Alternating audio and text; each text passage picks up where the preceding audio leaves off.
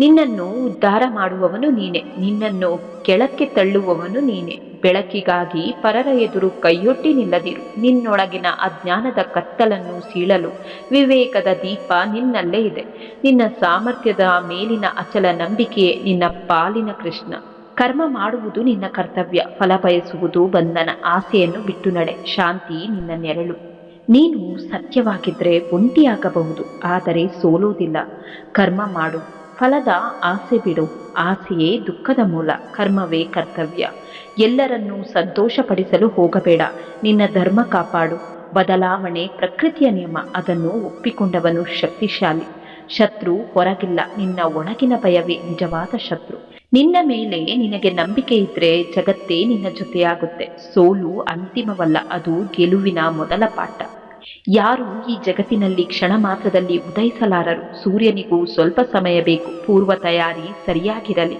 ನೀವು ಏನನ್ನು ಸಾಧಿಸಲು ಬಯಸುತ್ತೀರೋ ಅದರ ಹಿಂದೆ ಓಡಿರಿ. ಪ್ರೀತಿ ಮತ್ತು ಸಾವನ್ನು ಹುಡುಕಬೇಡಿ. ಸಮಯ ಬಂದಾಗ ಅವು ನಿಮ್ಮನ್ನು ಹುಡುಕುತ್ತದೆ.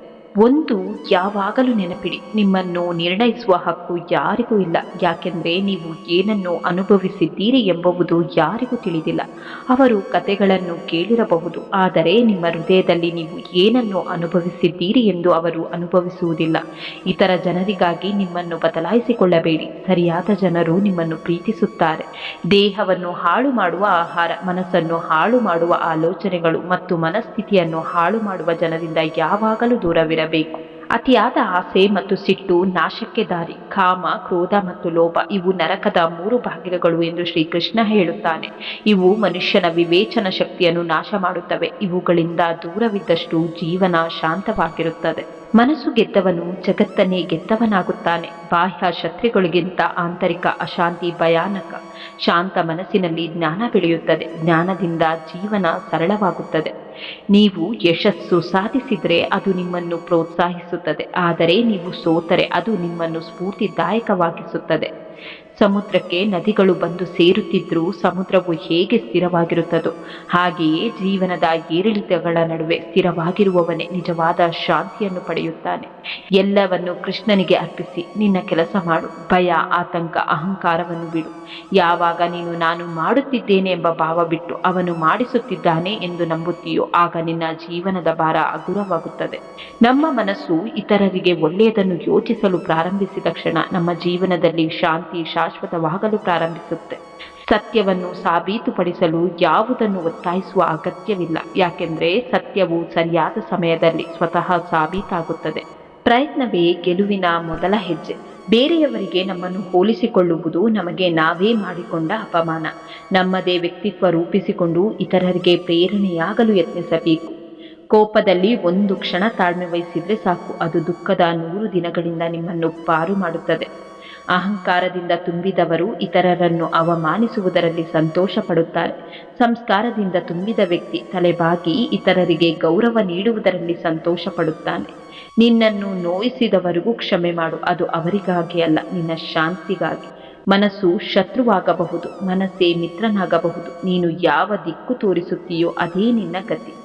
ಸಮಯ ಒಳ್ಳೆಯದೇ ಆಗಲಿ ಕೆಟ್ಟದ್ದೇ ಆಗಲಿ ಒಂದು ಪಾಠವನ್ನಂತೂ ಕಲಿಸಿಯೇ ಕಲಿಸುತ್ತದೆ. ಒಳ್ಳೆಯ ಸಮಯದಲ್ಲಿ ಎಲ್ಲರೂ ನಮ್ಮವರಾಗಿದ್ದರೆ ಕೆಟ್ಟ ಸಮಯದಲ್ಲಿ ನಮ್ಮವರೇ ಬೇರೆಯವರಾಗಿ ಬದಲಾಗಿರುತ್ತಾರೆ. ಭೂತಕಾಲವನ್ನು ಹಿಂದಿಕ್ಕಿ ಬಂದಾಗಿದೆ, ಭವಿಷ್ಯ ಇನ್ನು ಮುಂದೆ ಇದೆ. ಇಂದಿನ ದಿನ ನಮ್ಮದೇ. ಇಂದಾದರೂ ಶ್ರೀಹರಿಯನ್ನು ಸ್ಮರಿಸಿ. ಎಲ್ಲರನ್ನೂ ಏಕರೂಪದಲ್ಲಿ ನೋಡುವುದು ಸಮದೃಷ್ಟಿಯಲ್ಲ. ತಂದೆಯನ್ನು ತಂದೆಯಂತೆ, ತಾಯಿಯನ್ನು ತಾಯಿಯಂತೆ, ಗುರುವನ್ನು ಗುರುವಂತೆ, ಹೀಗೆ ಯಾರು ಸಮಾನರೋ ಅವರನ್ನು ಸಮಾನವಾಗಿ ಗೌರವಿಸುವುದು ಸಮದೃಷ್ಟಿ. ಇತರರಿಂದ ಸ್ಫೂರ್ತಿ ಪಡೆಯಿರಿ, ಆದರೆ ನಿಮ್ಮದೇ ಆದ ಹಾದಿಯನ್ನು ಸೃಷ್ಟಿಸಿ. ಒಳ್ಳೆಯ ವಿಷಯಗಳನ್ನು ಸ್ವೀಕರಿಸಿ ಮತ್ತು ಅದರಿಂದ ನಿಮ್ಮನ್ನು ಉತ್ತಮರಾಗಿ ರೂಪಿಸಿಕೊಳ್ಳಿ. ಕುದಿಯುವ ನೀರಿನಲ್ಲಿ ನೆರಳು ಎಂದಿಗೂ ಕಾಣದಂತೆಯೇ ತೊಂದರೆಗೊಳಗಾದ ಮನಸ್ಸಿನಲ್ಲಿ ಪರಿಹಾರಗಳು ಎಂದಿಗೂ ಕಾಣುವುದಿಲ್ಲ. ಶಾಂತವಾಗಿ ಪ್ರಯತ್ನಿಸಿ ಮತ್ತು ಎಲ್ಲ ಸಮಸ್ಯೆಗಳಿಗೆ ಪರಿಹಾರವನ್ನು ನೀವು ಕಂಡುಕೊಳ್ಳುವಿರಿ. ನಮ್ಮ ಜೀವನವು ನಾವು ದೀರ್ಘಕಾಲ ಹಗೆತನ ಸಾಧಿಸುವಷ್ಟು ಸುದೀರ್ಘವಾಗಿಲ್ಲ. ಸ್ವಸಹಾಯದಲ್ಲಿ ನಂಬಿಕೆ ಇರುವವರಿಗೆ ದೇವರು ಸಹ ಸಹಾಯ ಮಾಡುತ್ತಾನೆ. ಹೀಗಾಗಿ ಜಯದ ಮೊದಲ ಗುಟ್ಟು ಆತ್ಮವಿಶ್ವಾಸವೇ ಆಗಿದೆ. ನಮ್ಮ ಸಮಸ್ಯೆಗಳನ್ನು ಉಲ್ಬಣಗೊಳಿಸುವ ಅನೇಕ ಸಂಗತಿಗಳಲ್ಲಿ ಮುಖ್ಯವಾದವುಗಳು ನಿರೀಕ್ಷೆ ಮತ್ತು ಹೋಲಿಕೆ. ಅವುಗಳನ್ನು ನಿಯಂತ್ರಣದಲ್ಲಿರಿಸಿಕೊಳ್ಳೋಣ. ಯಶಸ್ಸು ಸಾಧಿಸಲು ಇರುವ ಒಂದೇ ಮಾರ್ಗವೆಂದರೆ ಬೇರೆಯವರಿಗೆ ನೀಡುವ ಸಲಹೆಯನ್ನು ನಾವೇ ಪಾಲಿಸುವುದು. ಮೌನ ಮತ್ತು ಮುಗುಳ್ನಗೆ ಶಕ್ತಿಶಾಲಿ ಸಾಧನಗಳು. ಮುಗುಳ್ನಗೆ ಸಮಸ್ಯೆಗಳನ್ನು ದೂರ ಮಾಡಿದರೆ ಮೌನವು ಸಮಸ್ಯೆಗಳು ಉದ್ಭವಿಸದಂತೆ ತಡೆಯುತ್ತದೆ. ಲೋಪದೋಷಗಳನ್ನೇ ಕೆದಕುತ್ತಿದ್ರೆ ತಪ್ಪು ತಡೆಗಳು ಹೆಚ್ಚಾಗಬಹುದು. ಒಳ್ಳೆಯದರ ಬಗ್ಗೆ ಚಿಂತಿಸಿ, ಒಳ್ಳೆಯದೇ ಆಗುತ್ತದೆ. ಸಂಬಂಧಗಳು ಮತ್ತು ಸಂಪತ್ತನ್ನು ಸಮಾನ ಗೌರವದಿಂದ ಆಧರಿಸಿ. ಯಾಕೆಂದ್ರೆ ಎರಡು ಗಳಿಸಲು ಕಷ್ಟ, ಕಳೆದುಕೊಳ್ಳುವುದು ತುಂಬಾ ಸುಲಭ. ಸೋಲನ್ನು ಹೃದಯಕ್ಕೆ ಇಳಿಯಲು ಬಿಡಬಾರದು, ಗೆಲುವನ್ನು ತಲೆಗೇರಲು ಬಿಡಬಾರದು.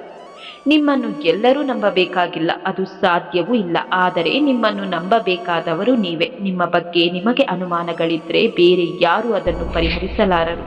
ನಾವು ಮಾಡಿದ ಹಿಂದಿನ ಯಾವುದೋ ಒಂದು ಕರ್ಮದಿಂದ ಇಂದು ಕೆಟ್ಟ ಪರಿಣಾಮ ಆಗುತ್ತಿದ್ರೆ, ಅಥವಾ ಹಿಂದೆ ಮಾಡಿದ ಇನ್ಯಾವುದೋ ಕರ್ಮದಿಂದ ಒಳ್ಳೆಯದು ಆಗುತ್ತಿದ್ರೆ, ಸಾತ್ವಿಕತೆಯಾಗಿ ಅದರ ಬಗ್ಗೆ ತಲೆಕೆಡಿಸಿಕೊಳ್ಳುವುದಿಲ್ಲ. ಆತ ಒಳ್ಳೆಯದಾಯಿತು ಎಂದು ಹಾರಾಡುವುದಿಲ್ಲ, ಕೆಟ್ಟದಾಯಿತು ಎಂದು ಕುಸಿಯುವುದಿಲ್ಲ, ದುಃಖಕರವಾದ ಕರ್ಮವನ್ನು ದ್ವೇಷಿಸುವುದೂ ಇಲ್ಲ. ಔಷಧಿ ಹೇಗೆ ಕಹಿ ಹಾಗೆ ಸತ್ಕರ್ಮ ಕಿಂಚಿತ್ ದುಃಖಕರವಾದಾಗ ಅದರ ಬಗ್ಗೆ ಆತ ಚಿಂತೆ ಮಾಡುವುದಿಲ್ಲ. ಸಾತ್ವಿಕ ತ್ಯಾಗಿಯ ಮನಸ್ಸು ಸತ್ವಗುಣದಲ್ಲಿ ತುಂಬಿರುತ್ತದೆ. ಅವನಿಗೆ ತಾಮಸ ರಾಜಸ ಚಿಂತೆಗಳೇ ಬರುವುದಿಲ್ಲ. ಬಲಜ್ಞಾನಗಳಿಂದ ಪರಿಪೂರ್ಣನಾದ ಭಗವಂತನಲ್ಲಿ ಎಲ್ಲವನ್ನು ಅರ್ಪಿಸಿ ಆತ ಕರ್ಮ ಮಾಡುತ್ತಿರುತ್ತಾನೆ. ಇದರಿಂದ ಆತನ ಮನಸ್ಸು ಪೂರ್ಣವಾಗಿ ಭಗವಂತನಲ್ಲಿ ಸಾಮವಿಷ್ಟವಾಗಿರುತ್ತದೆ. ಮೇಧಾವಿಯಾಗಿರುವ ಈತನಿಗೆ ತನ್ನ ಬದುಕಿನ ಪ್ರತಿ ನಡೆಯ ಎಚ್ಚರವಿರುತ್ತದೆ. ಭಗವಂತನಲ್ಲಿ ನೆಲೆಗೊಂಡ ಇಂಥವರ ಮನಸ್ಸಿಗೆ ಎಂದೂ ಯಾವತ್ತೂ ಗೊಂದಲವೂ ಸುಳಿಯೋದಿಲ್ಲ. ಇಂಥವರ ಜೀವನದ ನಡೆ ನೋಡಲು ಸಾಮಾನ್ಯವಾಗಿರುತ್ತದೆ, ಆದರೆ ಅವರ ಕ್ರಿಯೆಯ ಹಿಂದಿನ ಅನುಸಂಧಾನ ಮಾತ್ರ ಭಿನ್ನವಾಗಿರುತ್ತದೆ. ಇವರು ಭಗವಂತ ನೀನು ಮಾಡಿಸುತ್ತಿದ್ದೀಯ, ನಾನು ಮಾಡುತ್ತಿದ್ದೇನೆ ಎನ್ನುವ ಅನುಸಂಧಾನದಿಂದ ತಮ್ಮ ಕರ್ಮವನ್ನು ಮಾಡುತ್ತಿರುತ್ತಾರೆ.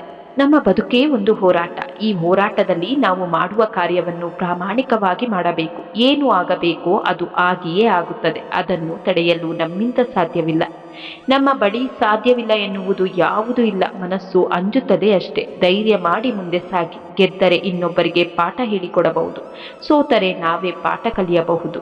ಬದಲಾವಣೆಗೆ ಹೊಂದಿಕೊಳ್ಳುವ ಸಾಮರ್ಥ್ಯವೇ ಬುದ್ಧಿವಂತಿಕೆ. ಯಾರು ಎಷ್ಟು ಬೇಗ ಹೊಸ ಪರಿಸ್ಥಿತಿಗಳಿಗೆ ಒಕ್ಕಿಕೊಳ್ಳುತ್ತಾರೋ ಅಷ್ಟು ಯಶಸ್ಸನ್ನು ತಮ್ಮದಾಗಿಸಿಕೊಳ್ಳುತ್ತಾರೆ. ತನ್ನ ಗುಟ್ಟನ್ನು ಯಾರೊಂದಿಗೂ ಹಂಚಿಕೊಳ್ಳಬೇಡಿ. ಯಾಕೆಂದರೆ ಜೀವನದಲ್ಲಿ ಯಾವ ಮಿತ್ರ ಯಾವಾಗ ಶತ್ರುವಾಗುತ್ತಾರೆ ಎಂದು ಹೇಳಲು ಸಾಧ್ಯವಿಲ್ಲ. ಒಳ್ಳೆಯ ವಿಷಯಗಳನ್ನು ಎಲ್ಲಾ ಕಡೆಯಿಂದ ಸ್ವೀಕರಿಸಬೇಕು. ನಾವು ಎಷ್ಟು ಒಳ್ಳೆಯ ವಿಷಯ ಸಂಗತಿಗಳನ್ನು ರೂಢಿಸಿಕೊಳ್ಳುತ್ತೇವೆಯೋ ಅಷ್ಟು ನಮ್ಮೊಳಗೆ ಅದ್ಭುತ ಪರಿವರ್ತನೆ ಆಗುತ್ತದೆ. ಯಶಸ್ಸಿಗೆ ಬೇರೆಯವರ ಸ್ಫೂರ್ತಿ ಕೂಡ ಬಹಳ ಮುಖ್ಯ. ನಿಮ್ಮ ಒಳ್ಳೆಯತನ ಸಾಬೀತುಪಡಿಸಲು ಪ್ರಯತ್ನಿಸಬೇಡಿ. ನಿಮ್ಮ ವ್ಯಕ್ತಿತ್ವ ವಿಶೇಷವಾಗಿದ್ದರೆ ಸಮಯವೇ ನಿಮ್ಮನ್ನು ಯೋಗ್ಯರನ್ನಾಗಿಸುತ್ತೆ. ಭಗವಂತನನ್ನು ಕಾಣಲು ಇರುವ ಮೂಲ ಮಂತ್ರ ಭಕ್ತಿ. ಏಕನಿಷ್ಠೆಯಿಂದ ಭಗವಂತನನ್ನು ಅನನ್ಯವಾಗಿ ಭಕ್ತಿ ಮಾಡುವುದರಿಂದ ಆತನನ್ನು ಸೇರಲು ಸಾಧ್ಯ. ಎಲ್ಲರಿಗೂ ಮಿಗಿಲಾದ ಭಗವಂತ ಭಕ್ತ ಪರಾಧೀನ. ಬದುಕು ಎಂದರೆ ಕಷ್ಟಗಳನ್ನು ಎದುರಿಸುವುದು, ಆದರೆ ಅದಕ್ಕೆ ಎಂದಿಗೂ ಧೈರ್ಯ ಕಳೆದುಕೊಳ್ಳಬಾರದು. ನಾವು ಅನುಭವಿಸುವ ನೋವೇ ನಮ್ಮನ್ನು ಬಲಿಷ್ಠರನ್ನಾಗಿ ಮಾಡುತ್ತದೆ. ಇತರರ ವಿಶ್ವಾಸ ಗಳಿಸಿಕೊಳ್ಳಬೇಕು ಎಂದರೆ ಮೊದಲು ನಮಗೆ ನಮ್ಮ ಮೇಲೆ ವಿಶ್ವಾಸವಿರಬೇಕು. ಅಧರ್ಮದಿಂದ ಶತ್ರು ಹಲವು ಬಾರಿ ಗೆಲ್ಲಬಹುದು, ಆದರೆ ಕರ್ಮ ಎದುರಾಗುವ ವೇಳೆ ಧರ್ಮ ಅವನನ್ನು ಸುಡಲು ಪ್ರಾರಂಭಿಸುತ್ತದೆ. ಅವನ ನಿರ್ನಾಮ ತಪ್ಪಿಸಲು ಯಾರಿಂದಲೂ ಸಾಧ್ಯವಿಲ್ಲ. ಕೃಷ್ಣ ಹೇಳುತ್ತಾನೆ, ನನ್ನನ್ನು ಮೀರಿ ನನ್ನಿಂದ ಹಿರಿದಾದ ನನಗಿಂತ ಬೇರೆ ಯಾವ ಇನ್ನೊಂದು ವಸ್ತುವಿಲ್ಲ ಎಂದು. ಚಿತ್ ಪ್ರಕೃತಿ, ಜಡ ಪ್ರಕೃತಿ, ಇದರಿಂದ ದೇಹ ಧಾರಣೆ ಮಾಡಿದ ಜೀವಜಾತ ವಾಸಿಸುವ ಬ್ರಹ್ಮಾಂಡ, ಈ ಪಿಂಡಾಂಡ ಎಲ್ಲವೂ ಕೂಡ ಭಗವಂತನಲ್ಲಿ ದಾರದಲ್ಲಿ ಮಣಿಗಳು ಹೆಣೆದುಕೊಂಡಂತೆ ಹೆಣೆದುಕೊಂಡಿವೆ. ಇಡೀ ವಿಶ್ವವನ್ನು ಜೀವಜಾತವನ್ನು ಹೆಣೆದ ಸೂತ್ರ ಆ ಭಗವಂತ.